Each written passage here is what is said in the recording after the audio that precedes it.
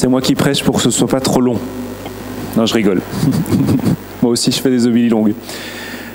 Alors, la joie, c'est le thème de ce 3e dimanche de l'Avent. On l'a entendu résonner dans tous les chants. Et puis, dans la prière d'ouverture déjà, on a dit « Tu le vois, Seigneur, ton peuple se préparer à célébrer la naissance de ton Fils.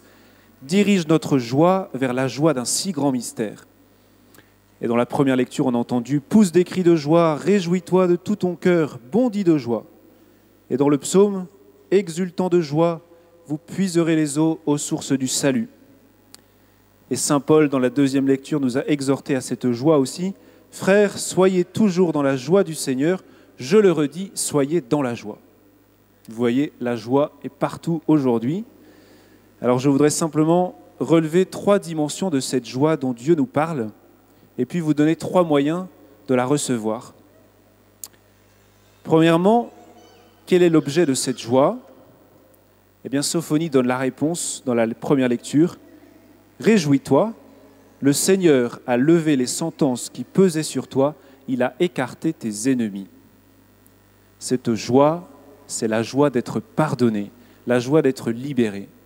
Le Seigneur a levé les sentences qui pesaient sur toi. C'est la joie d'être sauvé des ennemis et du malheur. C'est la joie qui vient de cette expérience que Dieu ne retient pas nos fautes, que quoi que nous ayons pu faire, Dieu nous pardonne, que sa miséricorde est infinie. Donc c'est la joie du pardon. Deuxièmement, cette joie est aussi la joie que l'on reçoit lorsqu'on sort de soi-même et que l'on fait du bien à l'autre. Dans la première lecture, on ne parle pas seulement de la joie de l'homme qui est pardonné, mais aussi de la joie de Dieu lui-même qui se donne à l'homme. Le Seigneur ton Dieu aura en toi sa joie et son allégresse. Il te renouvellera par son amour. Il exultera pour toi et se réjouira comme au jour de fête. Dieu, c'est sa joie de nous pardonner. C'est sa joie de nous renouveler par son amour, de nous relever. Vous voyez, il n'y a pas de joie égoïste. Il y a peut-être du plaisir égoïste, mais il n'y a pas de joie. Et le plaisir, ça s'évanouit alors que la joie demeure. La vraie joie naît donc lorsqu'on sort de soi-même pour réjouir le cœur de l'autre, le rendre heureux. Vous savez, c'est la devise de Fidesco que j'aime beaucoup rappeler parce que moi, elle m'a beaucoup touché, interpellé. Va, rends les autres heureux et tu connaîtras la joie. Eh bien, c'est ce que Dieu fait pour nous. Il nous rend heureux, alors ça lui donne de la joie. Donc, deuxièmement, la joie vient du fait qu'on réjouit l'autre, qu'on se donne à lui pour son bonheur. Troisièmement, cette joie fait l'objet d'un commandement, d'une exhortation. Pousse des cris de joie, éclate en ovation, réjouis-toi, bondis de joie, soyez toujours dans la joie du Seigneur. Tous ces verbes sont à l'impératif. La joie, c'est un commandement de Dieu, comme l'amour. Et si c'est un commandement, eh bien, ça veut dire 2 choses. Premièrement, que ce n'est pas naturel en nous. On a tous des raisons de ne pas être dans la joie, des soucis, des épreuves, des souffrances, des péchés. Et à cause de cela, eh bien, on se laisse très facilement envahir par la tristesse et on râle parce qu'on ne voit que ce qui ne va pas. Donc, il faut choisir la joie.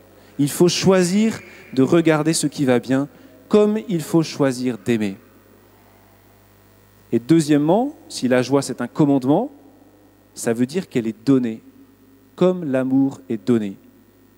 On ne peut pas produire cette joie par nos propres forces. Elle se reçoit. Elle est un don gratuit de l'Esprit Saint, comme l'amour. Et donc, nous devons la demander, et particulièrement dans la prière d'action de grâce, dans la louange, comme nous y invite saint Paul. Voilà donc 3 caractéristiques de la joie dont Dieu nous parle. La joie est donnée lorsqu'on est pardonné, lorsqu'on sort de soi-même pour faire du bien à l'autre, lorsqu'on la choisit et la demande dans la louange. Alors peut-être vous vous dites, comme les foules qui venaient à Jean-Baptiste, que devons-nous faire ? Que devons-nous faire pour recevoir cette joie ? Eh bien, je vous propose 3 moyens pour recevoir cette joie en lien avec les 3 dimensions dont je viens de parler. Premier moyen, puisque la joie dont Dieu nous parle, c'est la joie d'être pardonné, eh bien, la meilleure façon de recevoir cette joie, c'est de vivre le sacrement du pardon. Donc, comme dimanche dernier, eh bien, je vous invite à aller vous confesser d'ici Noël, et aussi peut-être à vivre une démarche de pardon avec quelqu'un, pour goûter cette joie qu'il y a à être pardonné.